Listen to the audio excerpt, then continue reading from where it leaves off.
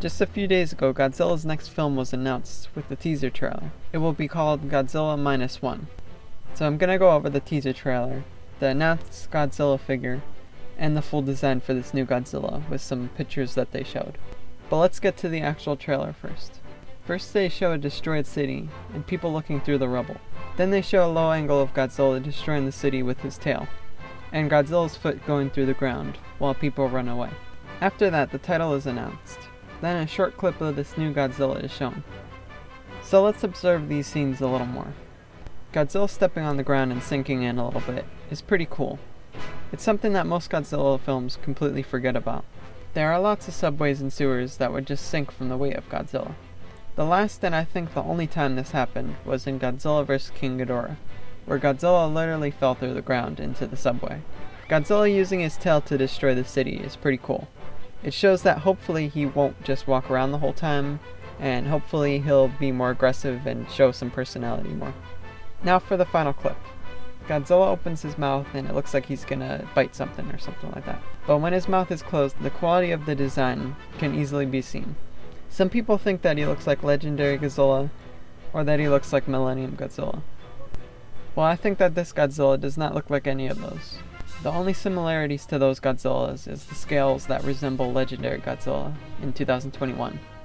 But the face itself looks like the Heisei Godzilla designs. Comparing them directly, the resemblance is obvious.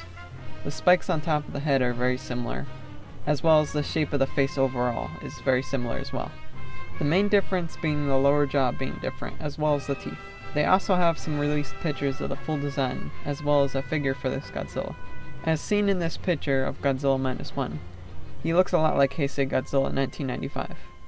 The front view shows how similar the body shape is to Heisei Godzilla as well, with the new Godzilla having slightly wider legs and shoulders than the 1994 Godzilla, but almost matching Godzilla 1995 completely, except for Burning Godzilla's legs being slightly wider.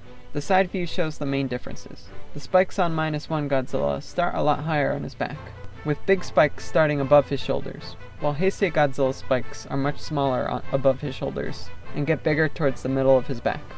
Also, Godzilla Minus One's neck is smaller than Heisei Godzilla's, and his arms are a little higher as well.